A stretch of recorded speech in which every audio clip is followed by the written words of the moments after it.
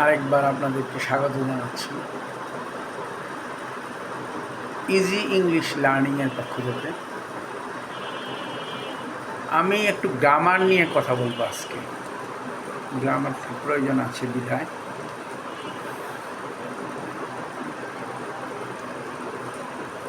বাক্যের অন্তর্গত প্রতিটি শব্দই পার্শ্ব স্পিচের অন্তর্ভুক্ত। পার্শ্ব স্পিচ নিয়ে আমি কথা বলব। একটা সেন্টেন্সের এক বা একাধিক ওয়ার্ড নিয়ে একটা সেন্টেন্স গঠিত হয়। সেখানে প্রতিটা ওয়ার্ডই কোনো না কোনো পার্শ্ব স্পিচের অন্তর্ভুক্ত। কাজে সেই পার্শ্ব স্পিচ সম্পর্কে আমি কিছু বলতে চাই। পার্শ্ব স্পিচ ৮ প্রকার: noun, pronoun, adjective, verb, adverb, preposition, conjunction, interjection. এই যে মনে করেন আমরা যে ইংরেজিতে কথা বলছি, অনেক হি প্লেড ফুটবল, হি একটা শব্দ, প্লেড একটা শব্দ, ফুটবল একটা শব্দ। এই 3টে শব্দ কোনো না কোনো পার্শ্ব স্পিচের আন্ডারে। যাই হোক, এখন কথা বলছি পার্শ্ব স্পিচ। প্রথম হচ্ছে কি নাউন।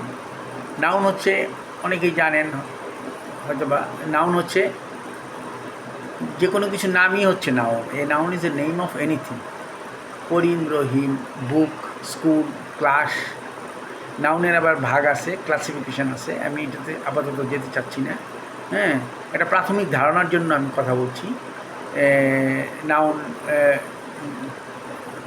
না, করিম, রহিম যেটা বলছিলাম, এগুলো হচ্ছে নাউন। তারপর প্রোনাউনটা কী হবে?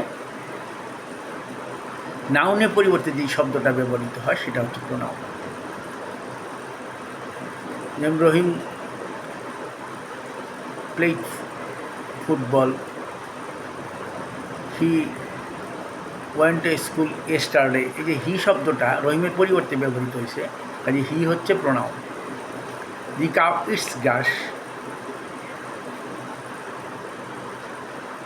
It has 4 legs। এই ইট শব্দটা দি কাউয়ের পরিবর্তে ব্যবহৃত হচ্ছে, ইট হচ্ছে, দি কাউটা যেহেতু নাউন, নাউনের পরিবর্তে ব্যবহৃত হচ্ছে, ইট হচ্ছে প্রোনাউন। আচ্ছা, নাউন, প্রোনাউন। তারপর অ্যাডজেক্টিভ। অ্যাডজেক্টিভ হচ্ছে নাউন প্রোনাউনের দোষ, গুণ, সংখ্যা, পরিমাণ এগুলি বোঝায়। নাউন প্রোনাউনকে কোয়ালিফাই করে যেই ওয়ার্ডগুলো, সেটা হচ্ছে adjective. He is a good boy. এখানে বয়টা কেমন বয়? বয় হচ্ছে নাউন, গুড বয় তার গুণ প্রকাশ করলো, গুডটা হচ্ছে অ্যাডজেক্টিভ। নাউনের গুণ প্রকাশ। I have 10 books। আমার 10টি বই আছে। কয়টি বই আছে? 10টি বই। যে এই বইয়ের পরিমাণ প্রকাশ করলো 10। 10 হচ্ছে অ্যাডজেক্টিভ। ভার্ব।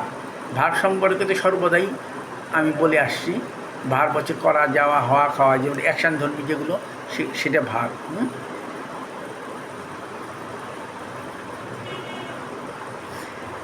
তারপর he writes a letter. Rights হচ্ছে ভার্ব, লেখা, একটা কাজ করতেছে, কাজে ভার্ব। এগুলি প্রতিটারই কিন্তু ক্লাসিফিকেশন আছে, আমি এখন এগুলি নিয়ে আলোচনা করবো না। ভার্ব গেল। অ্যাডভার্ব। অ্যাডভার্বটা কী হবে? অ্যাডজেক্টিভ যেমন নাউন প্রোনাউনকে কোয়ালিফাই করে, অ্যাডভার্ব ভার্ব, অ্যাডজেক্টিভ এবং অ্যাডভার্বকে কোয়ালিফাই করে। একটি অ্যাডভার্ব আরেকটি অ্যাডভার্বকে কোয়ালিফাই করতে পারে। যেমন দি হর্স রানস ফাস্ট। রানস হচ্ছে ভার্ব। কেমন দৌড়ায়? দ্রুত দৌড়ায়। ফাস্ট, দ্রুত দৌড়ায়। এই যে দৌড়ায়, এই দৌড়াটা একটা ভার্বটাকে কোয়ালিফাই করছে। কেমন দৌড়ায়? উত্তরে আসছে দ্রুত। এই ফার্স্ট শব্দটা হচ্ছে এই ভার্বকে কোয়ালিফাই করার কারণে ফার্স্ট হচ্ছে অ্যাডভার্ব। এখন আমি দেখাবো অ্যাডজেক্টিভকে কোয়ালিফাই করে কীভাবে অ্যাডভার্ব হয়। He is a very good boy. গুডটা অ্যাডজেক্টিভ, আগেই বলেছি। কেমন ভালো? খুব ভালো। কাজে এই যে ভেরি দ্বারা এই গুড অ্যাডজেক্টিভটাকে কোয়ালিফাই হলো। কেমন ভালো? খুব ভালো। কাজে ভেরিটা হচ্ছে অ্যাডভার্ব। কাজে অ্যাডভার্ব অ্যাডজেক্টিভকে কোয়ালিফাই করে। এখন অ্যাডভার্ব যে আরেকটি অ্যাডভার্বকে কোয়ালিফাই করে, এটা আমি দেখাবো। The horse runs very fast. Fast হচ্ছে অ্যাডভার্ব, যেহেতু এটা রানকে কোয়ালিফাই করছে, রান ভার্বকে। আচ্ছা, এখন যদি বলি কেমন ফাস্ট?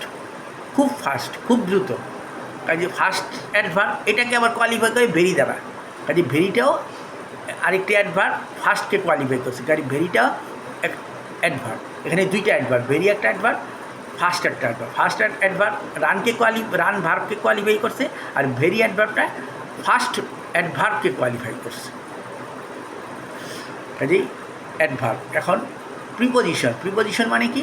প্রিপোজিশন হচ্ছে প্রিপোজিশন নাউনের পরিবর্তে বসবে না, সরি নাউনের পূর্বে বসবে। নাউনের পূর্বে বসে একটা সেতু বন্ধন রচনা করবে, এবং এটা খুব ইম্পর্টেন্ট, মানে সবই ইম্পর্টেন্ট, যাই হোক এটা হচ্ছে প্রিপোজিশন। যেমন হি গোজ টু স্কুল এভরিডে, এখানে টুটা হচ্ছে এই স্কুল নাউনের পরিবর্তে পূর্বে বসে, এটা সেতু বন্ধন নাউনের পূর্বে বসে, এই জন্য টুটা হচ্ছে এটা প্রিপোজিশন। স্কুলে এই যে এ যে যুক্ত, এই এটাকে ইন্ডিকেট করার জন্য টু ব্যবহার হচ্ছে এখানে। হি গোজ টু স্কুল এভরিডে, এখানে গোজ স্কুল এভরিডে হবে না, টু দিতে হবে।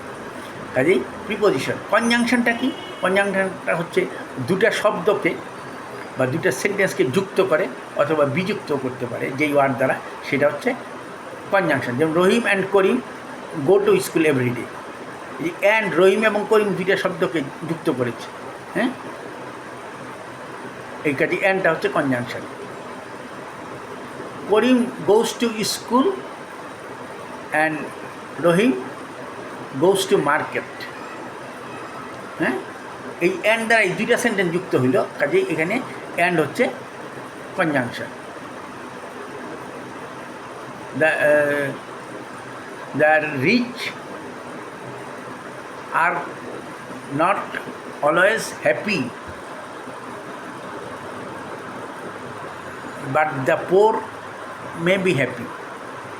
সাপোজটা এখানে দেখেন দুইটা সেন্টেন্স, এখানে বিপরীতধর্মী বাট দ্বারা বিযুক্ত হলো, এই যে বাটটা একটা কনজাংশন।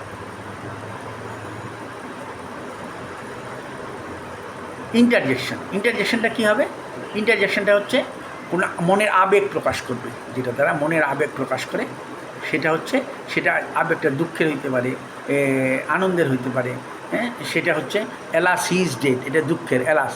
এই যে ইন্টারগেটিভ সেন্টেন্সে যেমন প্রশ্নবোধক চিহ্ন দিতে হয়, ইন্টারগেটিভ নোট অফ ইন্টারগেশন, এখানে ইসেতে নোট অফ এক্সপ্লেনেশান দিতে হবে ইন্টারজেকশন ওয়ার্ডগুলোতে। এলাসের পর একটা নোট অফ বিশ্বসূচক চিহ্ন দিতে হয়, হ্যাঁ, এটা দিতে হয়। তারপরে এলাস হিজ ডেড, হুররা একটা বিশ্বসূচক চিহ্ন দিতে হয়, হ্যাঁ, হুররা we have won the game, এখানে হুররা হচ্ছে ইন্টারজেকশন। তো এটা হচ্ছে গিয়ে আপনার, আমি 8টা পার্শ্ব স্পিচের একটা প্রাথমিক ধারণার জন্য একটু কথা বললাম। এখন আমি একটু ব্যাখ্যা করে দেখাই। যেমন আমি যদি বলি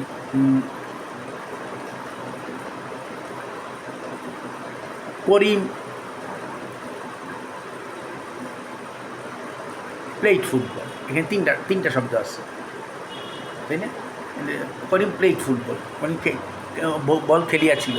করিম একটা noun, played verb, football noun. এই তিনটা শব্দ কিন্তু দুইটা নাউন, একটা ভার্ব। এরকম করে একটা সেন্টেন্সে প্রতিটা ওয়ার্ড এই 8টি পার্শ্ব কোনো না কোনো পার্শ্ব স্পিচে অন্তর্ভুক্ত। যেমন এলাস ইজ ডেড যেটা বললাম, এটার কথাই বলি।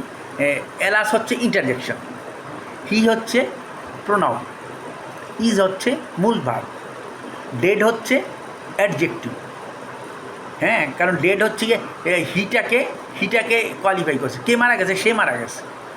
হিটা নাউন বা প্রোনাউনকে কোয়ালিফাই করে, কাজে ডেডটা হচ্ছে অ্যাডজেক্টিভ।